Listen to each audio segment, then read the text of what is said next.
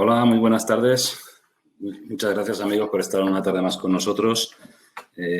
Antes de empezar y antes de presentarme, quiero hacer un recordatorio, pésame a los familiares y amigos de Rosa María Sardá.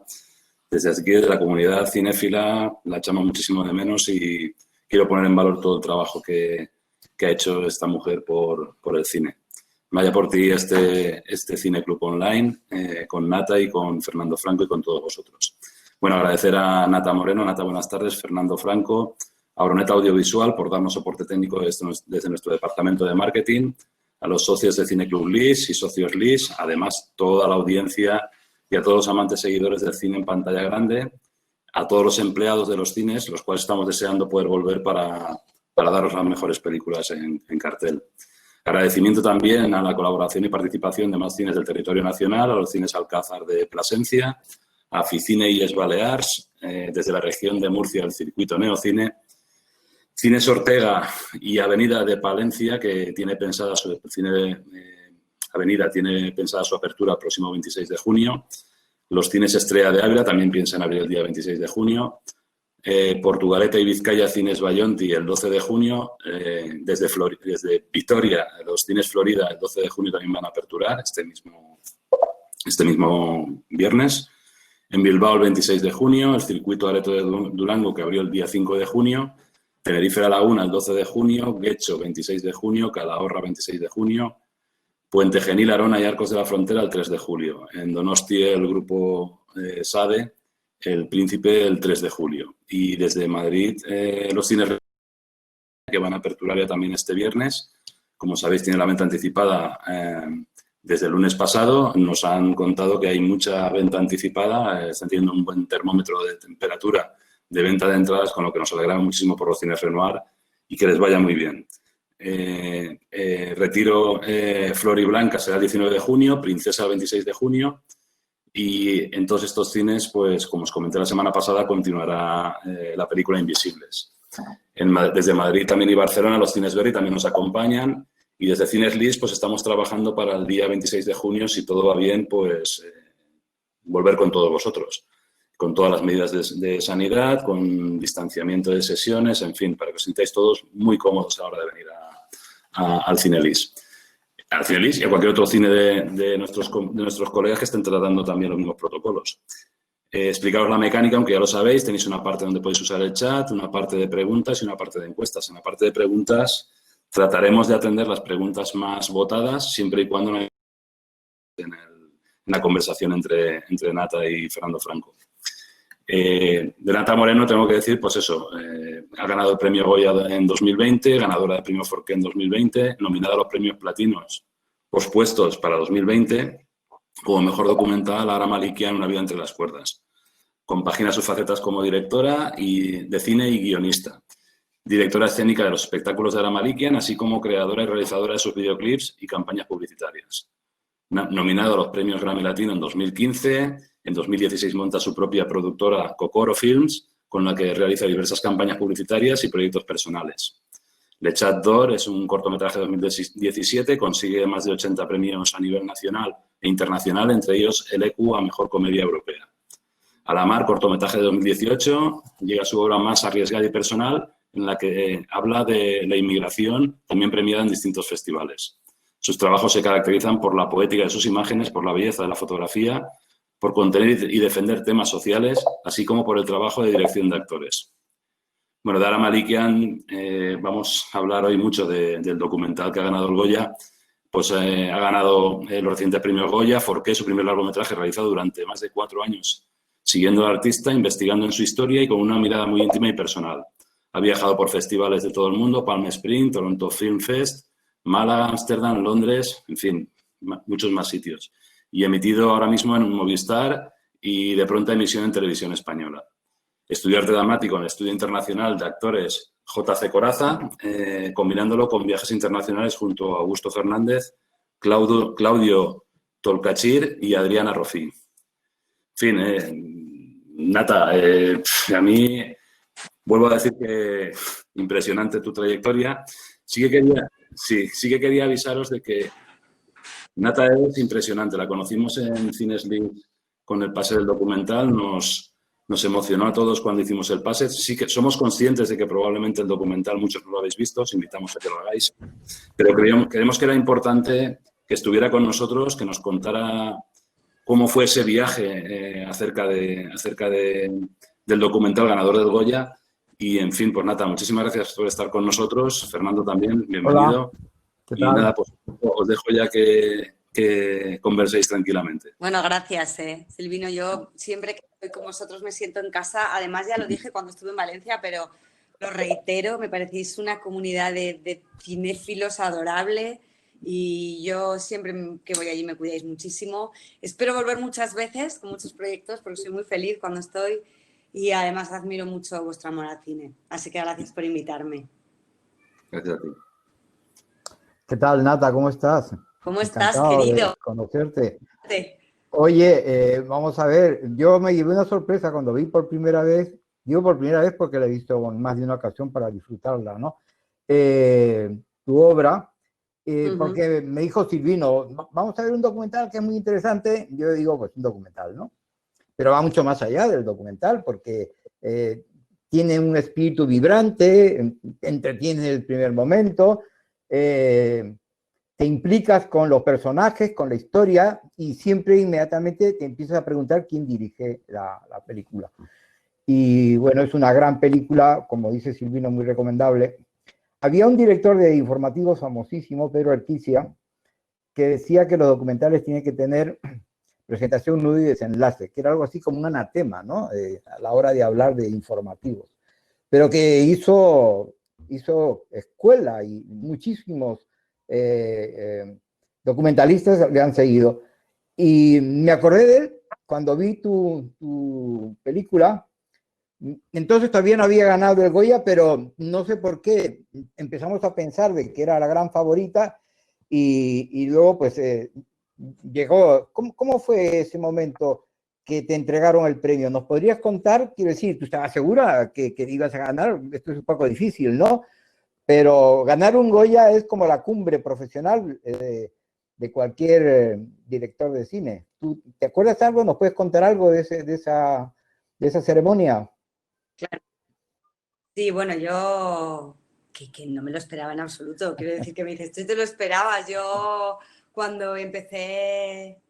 Es importante que te cuente primero cómo empecé a rodar este documental, creo, para que lleguemos hasta el Goya, porque tienes que tener en cuenta que cuando yo empecé a rodar el documental, a grabar el documental, yo no había rodado ni dirigido prácticamente nada. O sea, yo venía del mundo de la interpretación, había sido actriz y en ese momento me encontraba embarazada de mi hijito, estaba embarazada de 5 meses y mi panorama como profesional de la interpretación no estaba en su momento más brillante. Y entonces, bueno, sentí que tenía mi vida como creadora un poco parada. Y esto lo cuento siempre, pero a mí me parece bellísimo porque a veces la vida te viene a buscar, ¿no? Y a veces estás bien ahogado y llega, de la forma que sea, la vida te manda una pequeña señal. Vivía con Ara y bueno, su papá había fallecido hacía unos meses y de forma inesperada llegaron a nuestra casa 25 cajas de cartón que contenían todos los recuerdos que este padre había estado guardando durante más de 30 años de su hijo. Y esto también lo digo siempre, sí, tengo que ser honesta. Y la verdad de todo es que yo cuando vi 25 cajas, que a la hora de la verdad es una mudanza entera dentro de tu salón, pues pensé en librarme de ellas. Pero cuando las abrí, encontré que dentro no solo había una montaña de recuerdos, había una historia de amor. Había un hombre que era un padre que había despedido a su hijo con 14 años en una circunstancia de guerra, la guerra del Líbano, y que durante casi más de 30 años había guardado todos y cada uno de los recortes que representaban a su hijo. Era la forma que sentía este hombre que podía estar más cerca de ese hijo.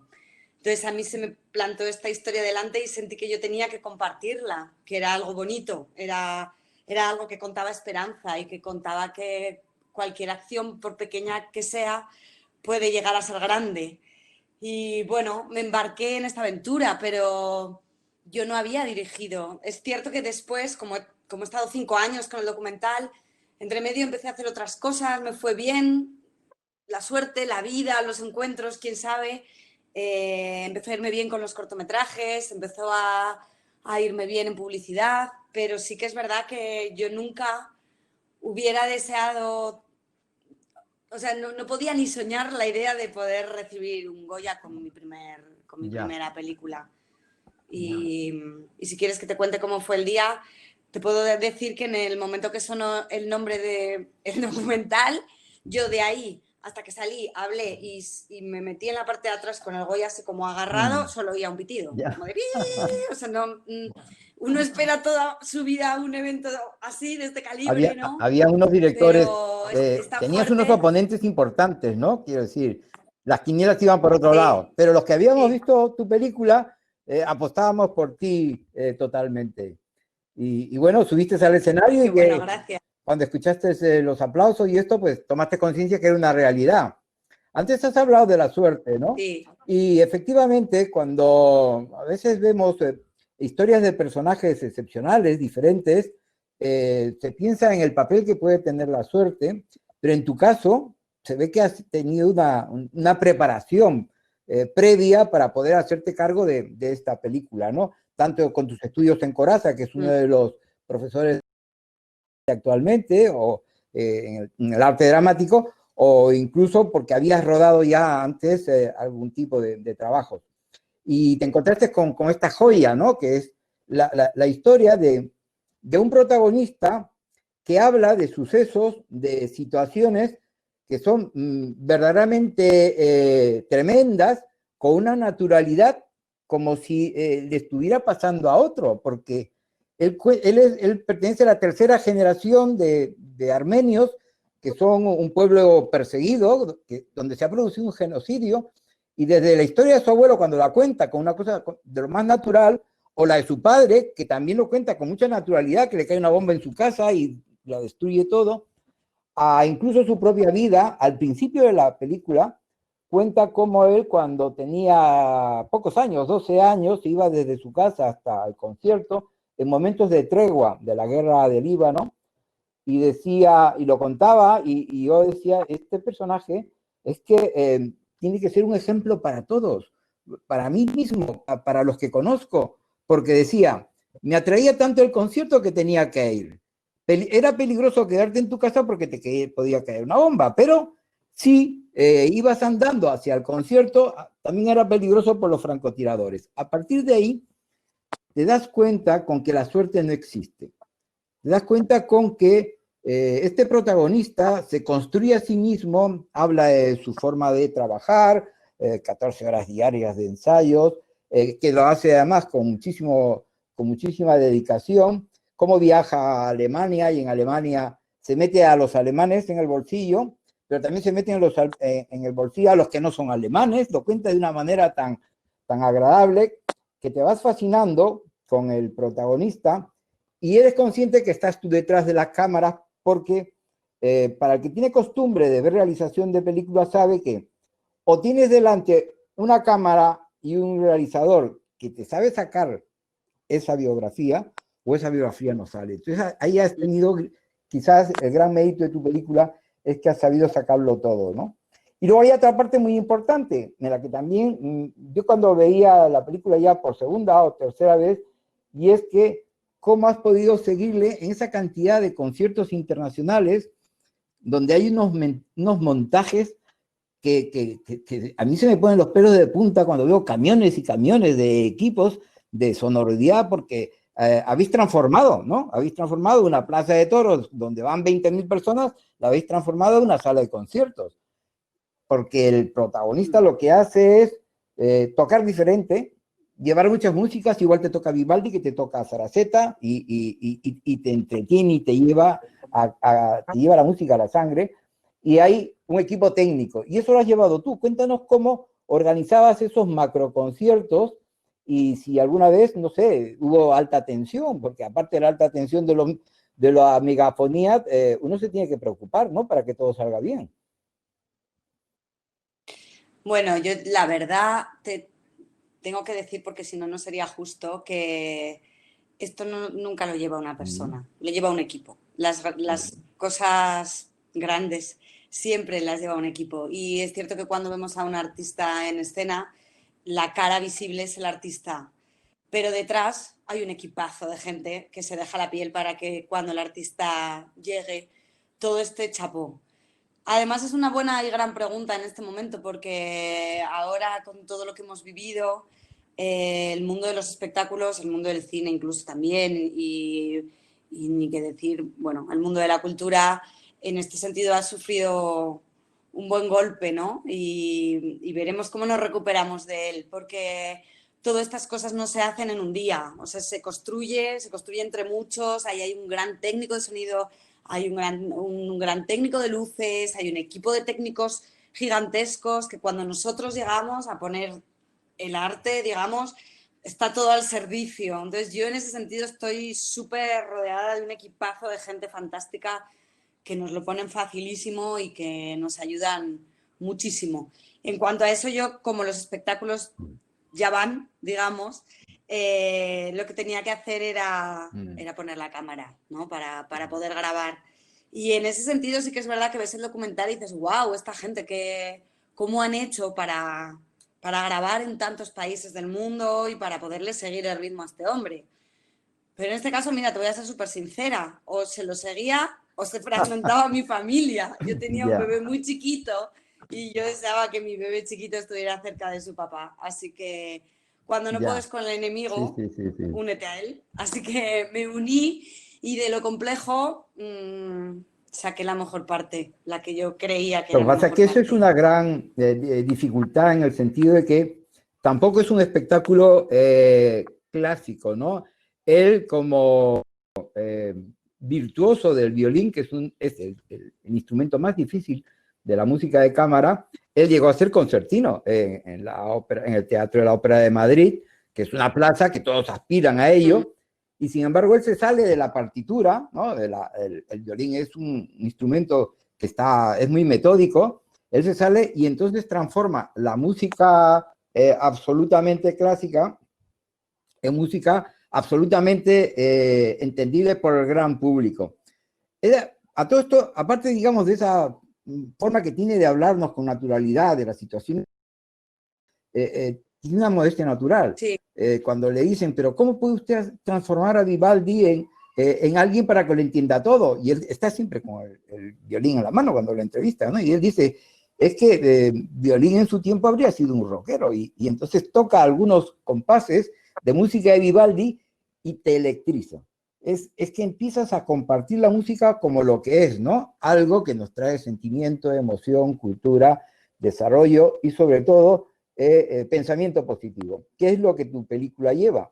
En tu película lo que se va transmitiendo es ese pensamiento positivo de que todo está a nuestro alcance, lo podemos compartir con el violinista, el artista, el protagonista, y esto es gracias a que has sabido captar todos estos matices que lo hacen tan diferente. Cuando tú lo ves a él actuar, que estamos acostumbrados a ver a los violinistas dentro de una gran orquesta, sentados leyendo la partitura, y él, cualquier cosa menos estar sentado, él anda por el escenario, salta, cambia el ritmo de lo que parece ser que va a suceder, y detrás de él también tiene un equipo de músicos, quiero decir, hay 20 violines, hay vientos, y todo eso lo va dirigiendo, improvisando, y disfrutamos con tu película. ¿Cómo es el ensayo de un espectáculo de esto? Quiero decir, lo pregunto porque me imagino que se hacen ensayos, ¿no? ¿Participas tú? Claro, claro, esto no se puede crear así de la improvisación, claro que se ensaya. Bueno, yo lo que te puedo decir que a mí me parece sorprendente en el caso de Ara es que tiene el coraje y la valentía de transformar algo que para mí, en mi creencia y en la de Ara, a veces se queda arcaico, porque la música no cambia, lo que cambia es la manera de escuchar. Y uno tiene que trascender su ego y no pretender imponerse en el escenario, sino que tiene que ver quién tiene delante y qué necesidades tiene. Y la música clásica es una delicia y es maravillosa, pero tenemos que hacerla llegar a todos. Claro, que él consigue. Tenemos que hacerla popular. Uno no tiene por qué ir solamente a escuchar música clásica a un auditorio complejísimo, donde hay una normativa complejísima y donde se manejan unos precios imposibles, ¿no? Nos parece que por derecho uno tiene que popularizar, o sea, hacer popular la música clásica, es de todos. Sí, y en ese sentido, bueno, el documental también habla de eso, ¿no? Cuando uno ha sido nómada, ha viajado por muchos lugares y ha conocido a muchas culturas y muchos seres humanos, entiendes que hay un lenguaje universal que es la música y que puede trascender, que puede ir más allá y que nadie es dueño de ella. Sí. Esto es de todos. Entonces, hacer de esto una fiesta es un motivo bonito y para partir y crear espectáculos. Yo te preguntaba esto de la dimensión de la realización de su espectáculo o de sus ejecuciones, más allá de las partituras, porque la Comunidad Valenciana, lo sabrás, pero para los que no son de Valencia y nos escuchan, hay que recordar que es uno de los lugares donde más músicos hay 2.000 formaciones. Esto es... Tenéis orquestas por todos lados, es maravilloso Valencia. En la Comunidad Valenciana está el 50% de todas las formaciones musicales de España. Y son todas, pues, muchas de ellas bandas, o sea, son gente que van dando y tocando, ¿no? Con lo cual la conexión con esta forma de hacer música de cámara, saltando y bailando, pues es absoluta, ¿no? Yo estoy convencido que alguna vez aparecerá, las bandas habitualmente, ¿sabes? Son vientos, ¿no? Trompetas, fogotes o tubas. Alguna vez, gracias al protagonista de esta película, va a aparecer un violín, una banda, y no nos extrañaría nada, y sería, pues, gracias a esta democratización o popularización, no, la palabra no sé cuál sería la adecuada, que es lo que ha conseguido el protagonista de tu película. Y bueno, pues ya que de alguna manera estamos tan vinculados a la película, que la disfrutamos tantas veces, la vemos, que no nos cansamos de ella, las buenas músicas se repiten. ¿Nos podrías decir si va a estar en plataformas, si va a llegar luego? Porque el mejor regalo que se hace en el mes de los regalos, o es un libro o un... Claro. O cine. Uno tiene que regalar cine, ¿no? Un Blu-ray. Y entonces sí que nos gustaría saber para cuándo estará en plataformas. Yo ya tengo 2 candidatos para mandarles el Blu-ray de este documental. Uno de ellos es una escritora que le encanta la música y que a veces tiene sus momentos de inquietud porque no le sale, ¿no? Y esto es una inyección de pensamiento positivo. A todos no nos sale mucho rato. Es que también esto es bonito, ¿no? Y creo que en el docu se refleja. Claro. ¿Qué es que te salga?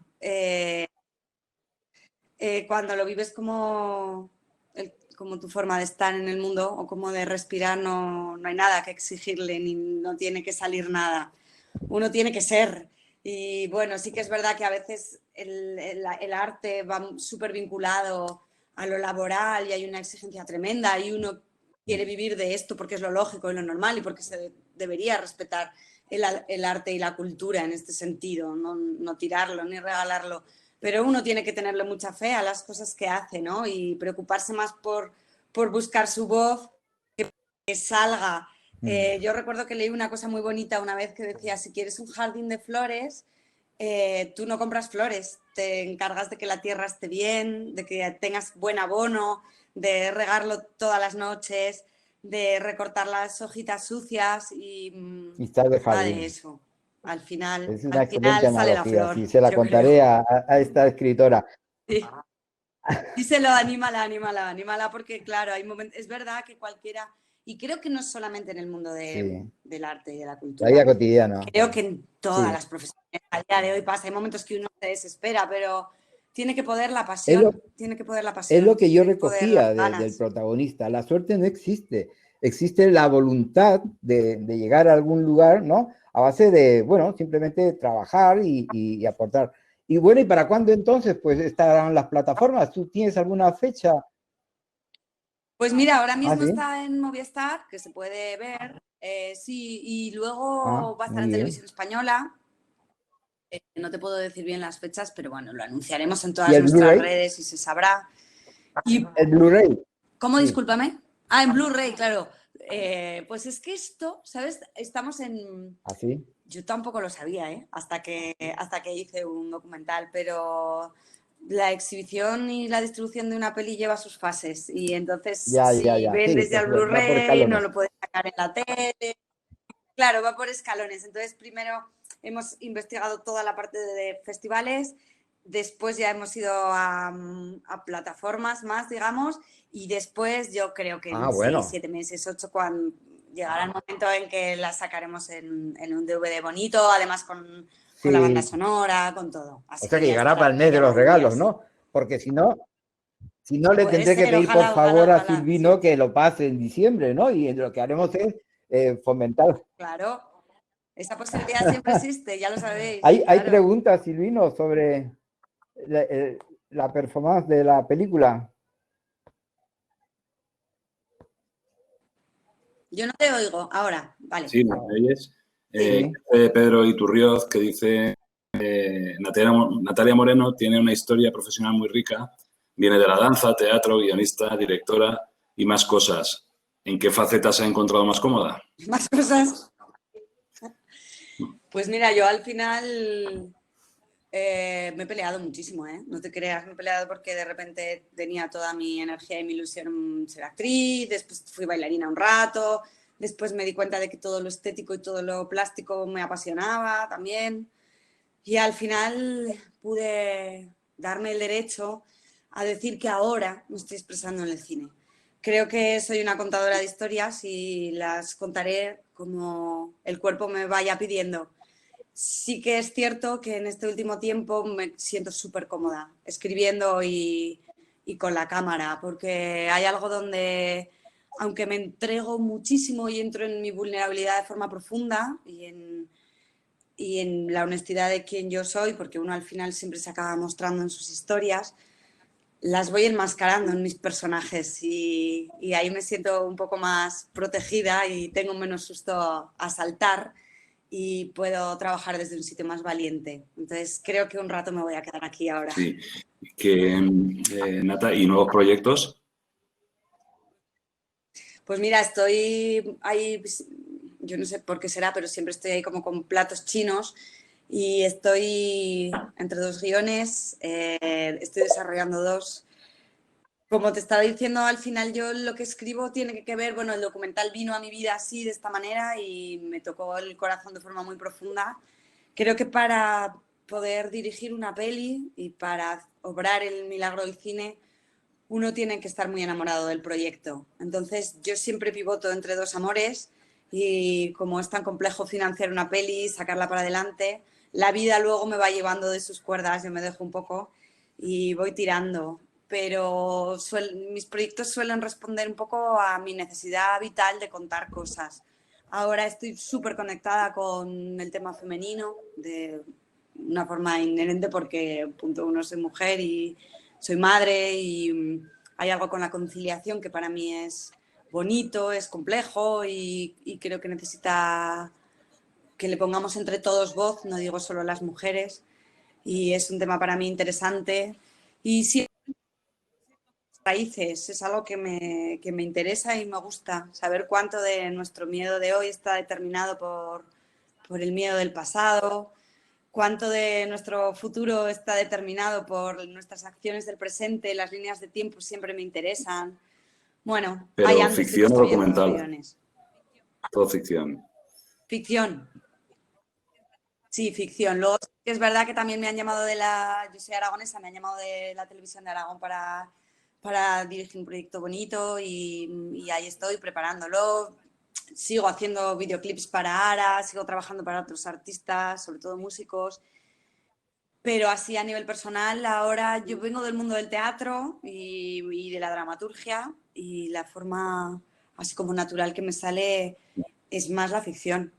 El documental es que me encontró en la vida. No estoy cerrada a hacer documental, ¿eh? Me parece que la vida supera la ficción con creces miles de millones de veces. Solo hay que pensar en los últimos 3 meses que llevamos en casa que nos lo llegan a contar y hubiéramos pensado que era una peli de Hollywood. Y el género documental es una delicia y una maravilla, pero sí que es cierto que para que eso ocurra en mí me tiene que llegar una historia muy potente que me gatille muy fuerte. No voy en busca de la historia, dejo que me llegue. Y ahora la ficción me apetece más. Mira, Yadira Ábalos nos dice, enhorabuena por el documental y todo lo que está recogiendo. A ver, si no puedes contestar, nos contestas, ¿eh? Si no, pues resérvatelo. ¿Cuál fue el presupuesto del documental y de dónde se sacó la financiación? Mira, sí que puedo contestar y además feliz de ello. Yo cuando empecé a grabar no tenía pensado hacer una peli en sí. Tenía mucho material, tenía material bueno y además tenía a Ara cerca. Y me parecía que pasaban todos los días cosas súper bonitas. Y no tenía ni idea y empecé a grabar un poco con el móvil, un poco con una videocámara que conseguí, luego me hice con una 7D. Bueno, mezclé muchos formatos hasta que tomé la decisión de convertir esto en un documental y entonces, bueno, hice 2 entrevistas que son las troncales del documental, por decirlo así, y cada una fueron de 4 horas y media a 5, y las hicimos en mi casa. Y después fui al Líbano a grabar y hice algún viaje más. No te puedo decir el precio exacto, me encantaría, no es una cuestión de secretismo, pero yo acompañé todo el rato a Ara en sus giras. Entonces hay mucha parte del presupuesto que yo no destiné o gasté, sino que ya estaba construido. Era una gira en la que yo formaba parte. Entonces aproveché ese momento y toda esa parte no la contabilicé. En cuanto a la financiación, como fue sobre la marcha, como fueron 5 años, yo no pedí ninguna ayuda. No consideré que el material era nuestro, era de casa, estaba dentro de nuestras producciones. Y sí que es verdad que el pellizco más gordo es el final, porque viene la parte de sonido, la parte de talonado, la parte de montaje, que fueron muchos meses, la parte de trabajo con las fotografías, ni qué decir. No te puedo dar un precio exacto y real, pero te podría decir que el mínimo rondaría los 90.000, por ahí iríamos, quitando todo lo que ya estaba invertido en gira, para que te hagas un poco una idea. No es un precio real, ¿eh? O sea, creo que rodar un documental durante 5 años por 90.000 euros es inviable. O sea, yo te hablo de esto porque creo que es lo que tengo computado de lo que gasté en sonido, en pospo, en todo esto, pero no tengo una cuenta real. Si me lo estás preguntando porque te planteas hacer un docu, tienes que pedir una ayuda, por favor. No sufras como yo, que vendí mi coche. O sea que... Bueno, mira, en Carla de Madrid nos dice si se ve un paralelismo con el Goya 2018, mejor documental, a muchos hijos, un mono, un castillo, de Gustavo Salmerón, ya que los documentales galardonados coinciden en contar la vida de un familiar. No sé si ha sido casualidad, coincidencia. Sí, yo la verdad que cuando yo conozco a Gustavo y lo vi además cuando le dieron el Forqué y me alegré muchísimo porque me parece que ha hecho un trabajo maravilloso y excepcional con una familia que se abre en dos para mostrar su vida y su realidad, con sus sustos, con sus miedos. Y cuando vi su documental me fascinó y me encantó. Yo ya llevaba años trabajando en el mío, ha sido una coincidencia, pero realmente sí que creo que hay algo que ocurre y que es bonito y que está ocurriendo cada vez más en el género del documental, que es que cada vez más estamos pasando de lo que son datos o periodismo informativo a algo que tiene que ver más con lo humano. Y lo humano para mí gana, ¿no? O sea, cuando te atreves, sobre todo el prota de tu docu, se atreve a más allá de contar un biopic, a abrir el corazón y dejarse ver, eso nos llega a todos. Y en el caso de Gustavo era su mamá y en mi caso es mi pareja. Y creo que eso nos jugó a favor a los dos muchísimo. Nada, tenemos a Antonio Soria de Valencia que ha entrado, pero imagino que le falla la imagen, el audio. ¿Nos oyes, Antonio? Yo os oigo muy bien. Perfecto. Hola, Antonio. Os veo. Ah, perfecto. Pues nada, nosotros a ti no te vemos, pero te oímos. Entonces, gracias por estar y aquí tienes... Muy bien. Vale, muy bien. Hola, buenas tardes a todos. Una pregunta, bueno, yo me voy a centrar en el largometraje, ya te han hecho muchas preguntas, te han machacado por todos lados. Yo me centraría en los cortos. Yo soy un enamorado de los cortos y creo que se potencia un poco, no sé por qué. Mi pregunta es doble pregunta. A mí me ha encantado el corto que has hecho con Les adoré, sí. Sí. Me ha encantado y me ha encantado porque el planteamiento es muy, muy de los años 40, ¿no? Un cine mudo, negro y tal. Me encanta la película en negro, que no es su potencia, tampoco es. Entonces mi pregunta sería, ¿por qué y en dónde te sientes más cómodo? ¿En el corto o en el largo? ¿Y qué? Porque hay grandes buena diferencias pregunta. a la hora de dirigir y de guión sobre todo. Realmente un guión, porque nosotros somos una suma de cortos, nuestra vida es una suma de cortos que al final da un largo. Entonces, ¿por qué no se potencia más los cortos? Que en definitiva es tu vida. Y realmente hay cortos por ahí Sí, sobresalientes, cortos hay que tener mucho ingenio, un guión muy sencillo y muy, muy inteligente para en poco tiempo dar mucha imagen y sería mejor una opción para esta nueva era del coronavirus, que vamos a tener o que vais a tener poco dinero. Porque, claro, los costes van, la gente del cine gana menos y gana menos, para menos. Busca una opción, ¿no? Bueno, ya he acabado. Ya.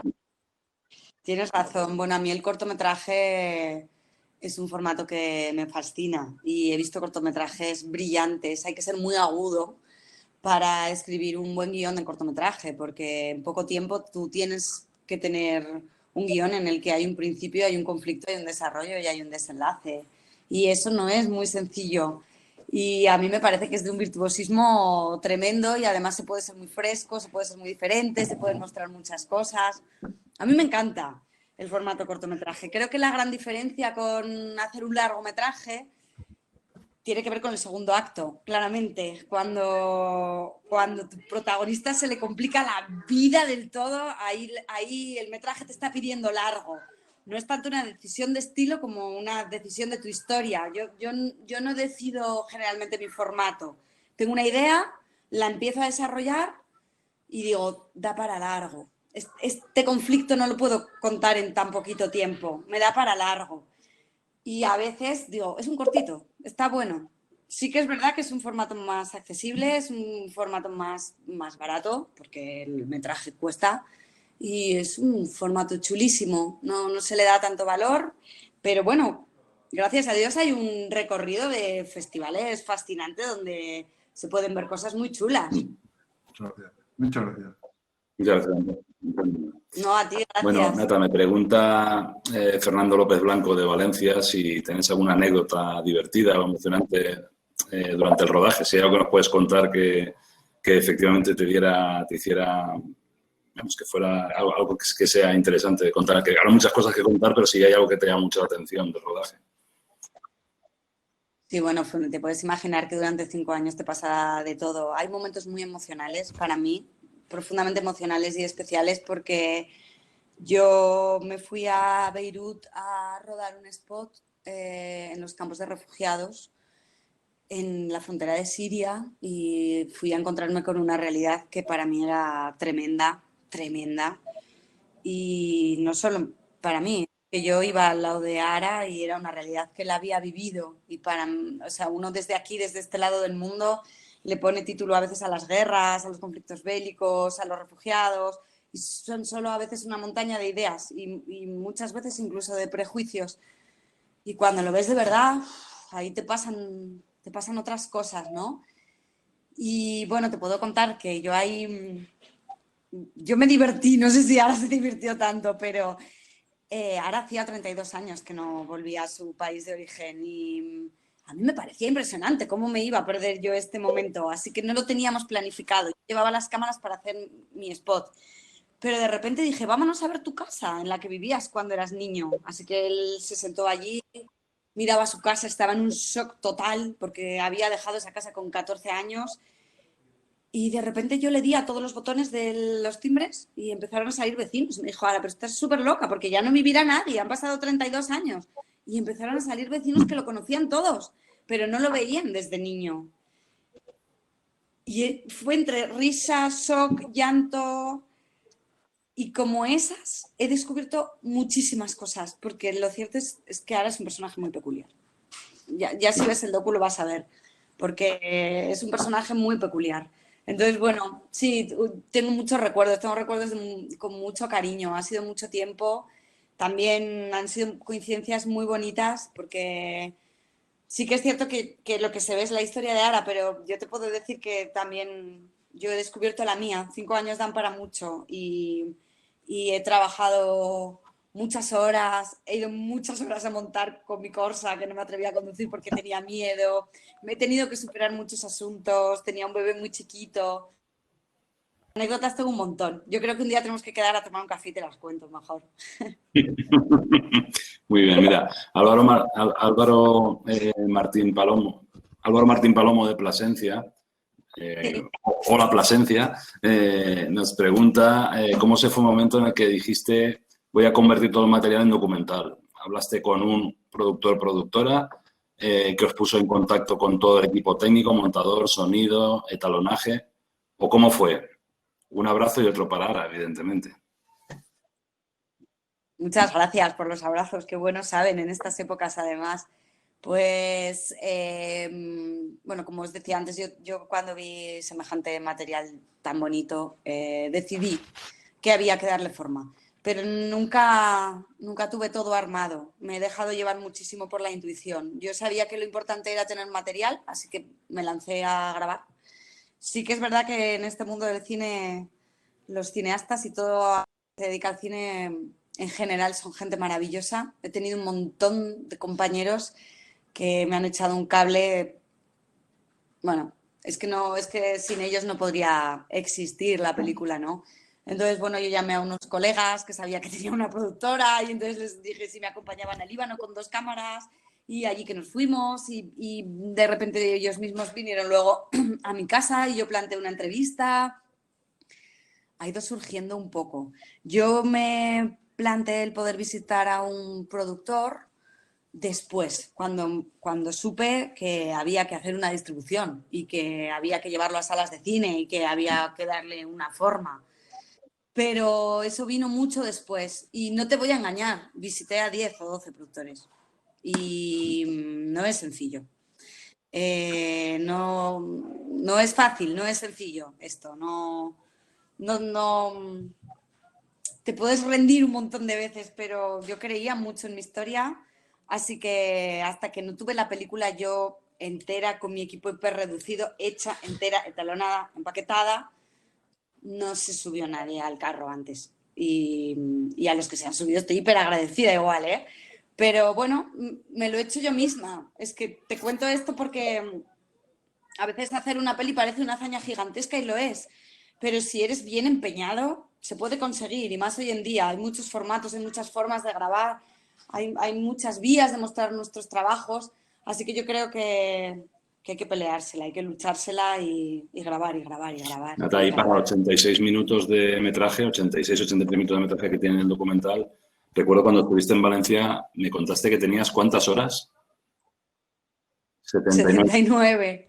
79 horas de metraje. Yo hice, esta versión es la versión 29 y ya no lo voy a cambiar jamás en mi vida, pero tenía 79. Te puedes imaginar lo complejo que es acumular esto en una historia y bueno, es muy complejo contar la vida de alguien porque al final también importa dónde tú pones la mirada, ¿no? En este caso creo que lo sencillo, si es que hay sencillo, era mirar al artista, que es como lo más llamativo. Ni qué decir, porque está rodeado en un mundo donde también conoce a otros artistas. De hecho, algunos productores con los que hablé al principio, la idea la querían cambiar todo el rato porque lo fascinante les parecía que salieran otros artistas internacionales con los que ahora había tocado y a mí me parecía que esa no era la esencia, que lo bonito era contar al humano. Obviamente el artista es intrínseco al humano, pero lo humano es lo que nos acerca a alguien, no. A mí no me interesaba contar una vida ajena, porque ahí yo no llego. Yo quiero llegar a cómo fuiste niño, yo quiero llegar a las cosas que yo también vivo. Y bueno, pues rodé muchas horas. Me engorilé, me vine arriba y rodé muchas horas. Pero por suerte tuve un montador maravilloso que es Nacho R. Piedra y con el que fue un gustazo trabajar. y entre los dos una pizarra vilera del chino y tal, fuimos construyendo esta historia. Yo siempre digo, Nata, que es una... Yo la he visto, creo que han sido 3 veces ya, ¿no? Entre el visionado inicial que hice antes de decidir si te traíamos a Cineclub, luego cuando viniste a Cineclub, que hicimos 2 sesiones. La segunda, evidentemente, estuvimos, en fin, fue una cosa muy chula. Anoche la volví a ver. Le pedí a la distribuidora que me mandara un link para poder verla en privado. La vi con mi mujer y con mi hijo. Y debo de reconocer que es una película que ya cuando la vi me embriagó. Es un documental que me embriagó y creo que debería ser de obligado cumplimiento en los colegios. Porque ahora que está tan de moda la situación del racismo y ahí en el documental que sí que se pone de manifiesto esa realidad, de verdad que es una película muy, muy necesaria. Es muy necesaria. Y ahí sí me pongo serio y tengo que ponerte un 10 en el documental porque has conseguido pues empatizar con todo el mundo, creo yo, ¿no? Todo el mundo que la ha visto, recuerdo cuando la pasamos en Lis, recuerdo que nos hiciste llorar, ¿no? Nos hiciste llorar a la audiencia, hubo gente que se emocionó, hubo gente que se arrepintió de no haber llevado a sus hijos a ver el documental esa tarde y de verdad que es un trabajo, no sé esas 28 versiones restantes qué es lo que nos dirían, pero desde luego esta versión 29 para mí es, no necesito ver las otras, desde luego, es satisfactoria completamente. Muchas gracias, qué bueno, muchas gracias. Pues mira, yo para mí la diferencia con las otras versiones, hay algo donde, claro, yo soy parte de la historia también, porque soy un personaje de la vida de Ara, ¿no? Y de lo que ha tratado es de irme quitando yo de en medio para dejarlo ser a él. ¿Y por qué digo esto? Pues porque con respecto a eso que dices, ¿no? De que se debería poner en los coles y con el tema del racismo, que ahora lo estamos viviendo de una forma tan directa, ojalá todo el mundo tenga la oportunidad de convivir un rato en su vida con una persona inmigrante o extranjera y atreverse a modificar sus prejuicios, porque a veces tenemos muchísimas ideas. Y yo cuando empecé a hacer este documental tenía la idea de que haber venido de la guerra y haber vivido según qué circunstancias eran terroríficas. Yo ya tenía todo lleno de cárceles y un aprendizaje muy grande que he hecho con este documental ha sido sentarme delante de alguien que me ha dicho, por favor no llames a mi vida terrorífica porque para mí era mi vida y mis papás me amaban y yo sentía que todo el mundo estaba en una guerra y sentía que tenía que seguir viviendo y es súper bonito poder ver ahora con el tiempo que cuanto menos etiquetas le pongamos a todo es mejor y que cuanto más humanos seamos en el sentido de poder ver a los demás con sus circunstancias como humanos, pues más grandes nos haremos entre todos. Y creo que eso Ara Malikian lo tiene y lo cuenta muy bien en la peli. O sea, tú acabas de ver a alguien al que nadie le ha regalado nada y que se ha dejado la piel y que va más allá de las fronteras, da igual de donde sea. Y ojalá todos podamos... Tienes razón, Nata, pero y efectivamente Ara demuestra tener un carisma impresionante. Pero como comentábamos Fernando y yo esta mañana antes de hablar contigo, una cosa es tener el material y hacer el documento. O sea, hay que saber trabajar muy bien el material para que al final acabes transmitiendo lo que es Ara, lo que es su trabajo, lo que son esos campos de concentración con niños, que has fijado mucho la mirada en esos campos de concentración, que son desgarradores, que para ellos es su realidad, no es otra. Pero está a tu mano, Nata. Al final, yo sé que probablemente Ara es un virtuoso, pero tú eres una virtuosa también. Entonces... Muchas gracias, te lo digo de corazón porque, de verdad, quien no haya visto el documental es que tiene que verlo, es necesario. Es una cosa que es necesaria de ver. De hecho, nosotros vamos a trabajar para ahora cuando reanudemos la actividad. Es complicado volver a rescatar y volver a colocar el documental de cara al público porque es complicado, pero sí queremos trabajar con centros educativos porque pensamos que es importante pues, que la adolescencia o gente joven vea realmente esa mirada de lo que cuestan las cosas, de vivir esas situaciones tan dramáticas que se viven, que como tú bien dices, para ellos es su realidad, pero que al final es necesario en este mundo que cada uno vamos a la nuestra, que tenemos propios egoísmos propios, no miramos al de al lado.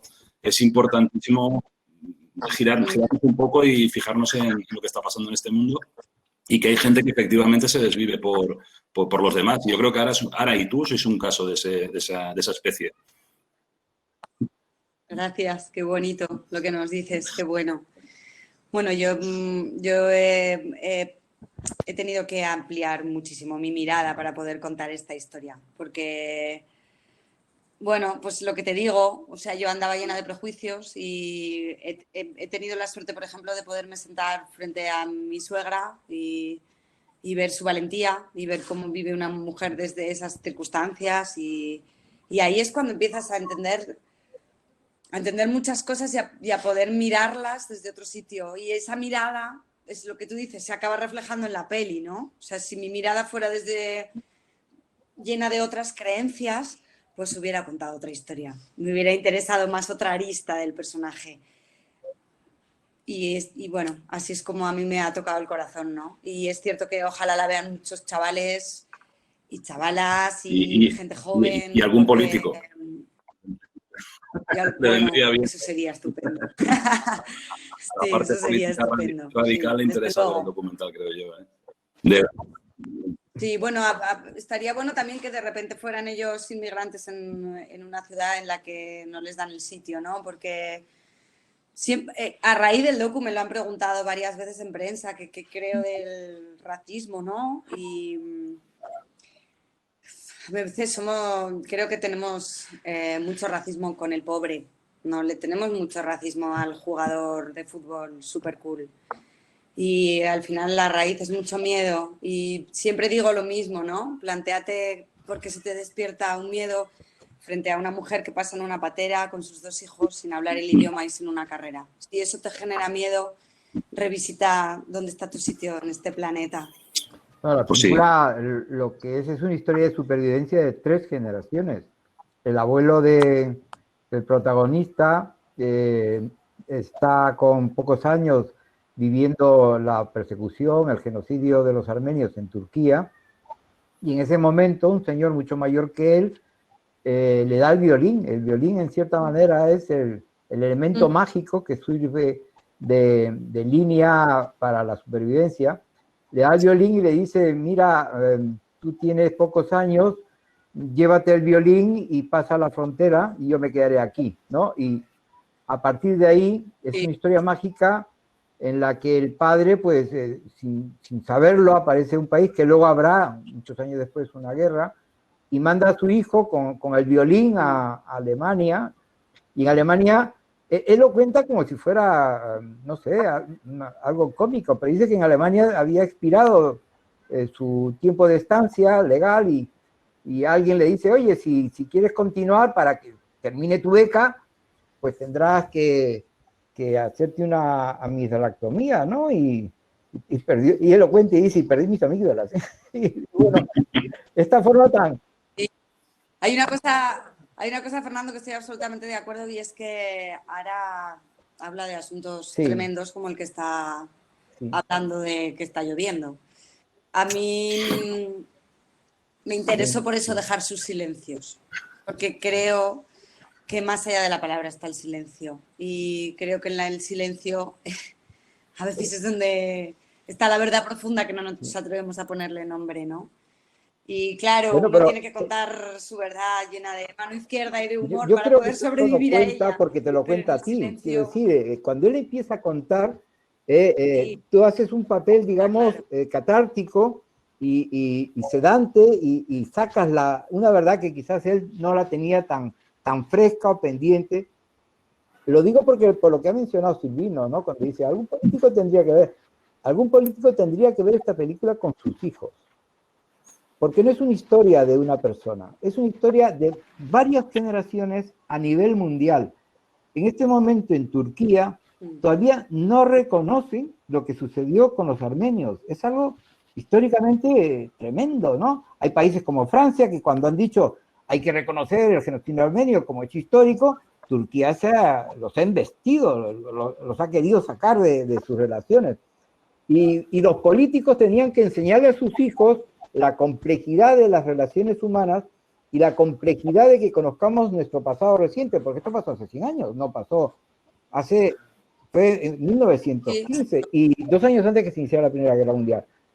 y entonces le transmitieran a las nuevas generaciones, porque lo que no puedes transmitir a las nuevas generaciones son mentiras, lo que no puedes transmitir a las generaciones son cuentos de hadas, lo que no puedes transmitir a las nuevas generaciones es un peso de falsedades con las cuales van a vivir toda la vida, y yo creo que ahí está el valor de tu película. Por eso decía yo que la pienso regalar el mes de los regalos a la escritora, porque la tiene que ver, y a un chico joven, ¿no? Que conozco, que a veces se queja de que tiene buenas notas, pero se queja que le cuesta mucho trabajo estudiar, y que se entere que el trabajo pues nos realiza, nos fortalece y forma parte de nuestro futuro, ¿no? Y la película efectivamente es para todas las edades, y una buena idea, que es la que dice Silvino, es llegar a llevar la película a las nuevas generaciones. Sí, yo también creo. Ojalá, ojalá. Lo bueno es que está la película. Ojalá. El problema es cuando no la tienes. Bueno, y lo bueno que tenemos también unas nuevas generaciones que cada vez más claramente se ve llenas de criterio, de idealismo, de ganas de cambiar, de ganas de apoyar la ecología, de respetar a los animales, de salvar este planeta. A mí me parece que los jóvenes que nos vienen por detrás son gente estupenda a la que hay que mirar muy de frente y escuchar muchísimo. La edad es un grado en muchas cosas, pero es un deterioro en otras, y creo que escuchar a los jóvenes también es guay. A mí me encantará que ellos vean mi peli, pero me encantará mucho más escuchar. Muy bien. Bueno, Nata, pues yo creo que vamos a ir cerrando ya este webinar. Fernando, muchas gracias. Qué pena, yo me estaría con vosotros hasta esta noche y luego hacíamos una paella así por el Escucha, yo por mí encantado, ¿eh? La verdad es que es un placer estar escuchándote. Yo, si la gente tiene preguntas, no tengo prisa, amigos. Estoy aquí para vosotros, lo que me digáis. Bueno, creo que había aquí una Encarna de Madrid dice que, por favor, y desde la más absoluta ignorancia, ¿dónde se pueden ver los cortos de forma habitual? Creo que... Vale. Sí, está guay. Mira, por ejemplo, Les Chats Dorés, es El gato dorado en francés, está en YouTube. O sea, te puedes meter en YouTube y verlo.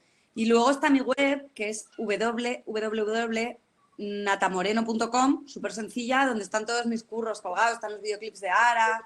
Hay otra pieza documental en la que habéis dicho que estuvo nominada al Grammy, que es muy divertida, pero son todas anécdotas de Ara que te matan a reír. Ahí vais a poder encontrar material muy chulo. Está el videoclip que hice con Calamaro, hay trabajos bonitos. Estoy con Pablo Milanés también, con la Mari de Chambao. Hay cosas chulas. Sí, ha puesto José Luis aquí para que entren en la web para ver tu trabajo. Pues sí, entrar, claro, y disfrutároslo, que para eso están los cursos. Bueno, pues Nata, de verdad es un placer que estés con nosotros. Siéntete siempre en Valencia en tu casa cuando vengas. Siéntete en casa de todos los cines colaboradores que están participando, porque estoy seguro de que... Muchas gracias a todos, ¿eh? No solo a vosotros que sois la imagen, sino a todos los que están colaborando. Estoy agradecidísima, la verdad. Pues sí. Ahora para terminar, aparte del agradecimiento, Fernando y Nata, comentaros que la semana que viene estamos cerrando fecha para tener al director Beda Docampo Feijó, que es el director de La maldición de los guapos, comedia que se estrenará el próximo 3 de julio con Gonzalo de Castro, Manuel Alterio, Cayetana Guillén Cuervo. Entonces, bueno, será interesante. Vamos a pasar el tráiler para que lo veáis y la semana que viene estaremos con él. Nada, Nata, muchísimas gracias y... Gracias a vosotros, de verdad. Una delicia estar siempre aquí hablando de cine. Muchísimas gracias. Hasta luego. Chao.